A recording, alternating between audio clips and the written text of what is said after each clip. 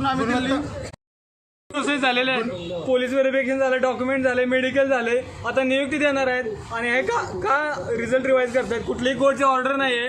हा मोठा मराठ्यांवरती अन्याय आहे. 1.5 वर्षापासून आम्ही दिल्ली गुणवत्ता विद्यार्थ्यांना का डावललं जात आहे प्रत्येक वेळेस लिस्ट म्हणून. तुम्हाला जर 48 वाला चालतंय तर मग 98 वाला का नाही. आणि आम्ही तर 186 मार्क पाडलेत, मग आमची काय चूक. आणि जाहिरातीप्रमाणे तुम्ही रिझल्ट लावता, नंतर तुम्ही फ्युचरिस्टिक GR ला कन्सिडर करून तुम्ही कसं काय चेंज करू शकता. 2014चा GR व्हॅलिड नाही हे तुम्ही कसं ठरवू शकता.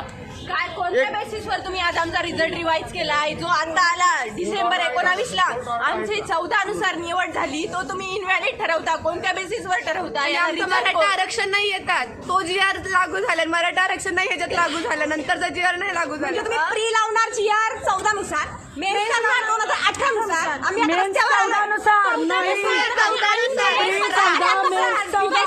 नियुक्तीच्या वेळी यांना 18चा GR कसा आठवतो. नियुक्तीच्या वेळी 18चा GR कसा आठवतो यांना. अजूनही मराठा समाजाला बाहेर जायचं असेल ना तर आज 10% आहे ना ते पण बाहेर फेकले जात आहेत. सगळ्यांनी आजही आज आमची जी कंडिशन झाली ना उद्या तुमची किंवा तुमच्या पोराबाळांचीही होईल. आज जर साथ नाही दिली तर आज आपण आहोत. आम्ही लढलोय शेवटपर्यंत. लाखोने निवेदन दिले, कोणीही उभं केलं नाही आम्हाला कोणत्याच डिपार्टमेंटला. प्रत्येकाने डावलून लावलं. आज सर्व मराठा समाजाने आमच्यासाठी एकत्र झालं पाहिजे. एवढ्या पोरांचं भविष्य चांगलीला लागलं. हे फक्त आम्ही एवढे जण आहेत, पण बाकीचे पण गव्हर्नमेंटच्या एक्झाम आहेत.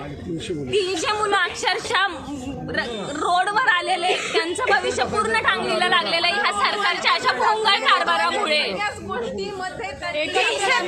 समांतर आरक्षणचा 33% आरक्षण पाहिजे. परत आम्हाला आरक्षण दिलं, कशासाठी दिलं 33% आरक्षण. त्याच्यानंतर मराठ्यांसाठी आम्ही एवढा मोर्चा काढला, 35 वर्षापासून आम्ही लढतोय. त्याच्यानंतर आता त्यांनी आरक्षण दिलं आम्हाला, म्हणजे मराठ्याचं आरक्षण पण नको, समांतर आरक्षण नको. मग आम्ही मागायचं न्याय कोणाकडे मागायचं. 15% आम्ही पेक्षा पण कमी निवेदन टोलवी केली जातीवाद्याखाली.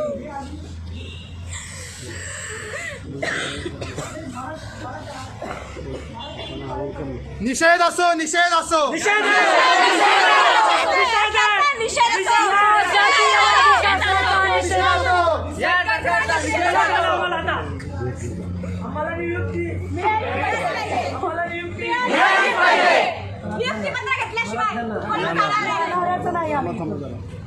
गेल्या 2 महिन्यापासून 2 मिनिट वाढीव आरक्षण दिलेलं 10% ही टिकत नाही. 49%तल्या आतलं ओबीसी आरक्षण या राज्याच्या मुख्यमंत्र्यांनी शब्द दिलता सगळे चोरे. मुख्यमंत्री लबाड बोलले. याच्या मागे मास्टर माइंड नागपूरचा देवेंद्र फडणवीस साहेब. मुख्यमंत्री